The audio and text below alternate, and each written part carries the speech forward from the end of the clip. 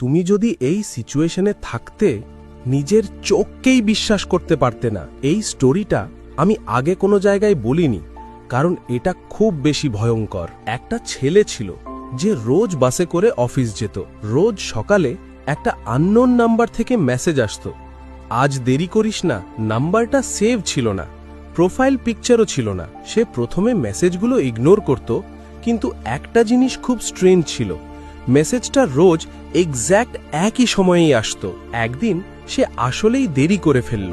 সেই দিনই তার বাসের একটা ভয়ঙ্কর অ্যাক্সিডেন্ট হলো। পরে সে সেই নাম্বারে কল করল, কিন্তু নাম্বারটা অফ ছিল। তারপর খোঁজ নিয়ে জানা গেল এই নাম্বার 5 বছর ধরে ইউজ হয় না। তাহলে মেসেজগুলো পাঠালো কে? তোমার সাথে এমন হলে তুমি কি করতে? কমেন্টে জানাও। আর এরকম রিয়েল মিস্ট্রি স্টোরি পেতে সাবস্ক্রাইব করো।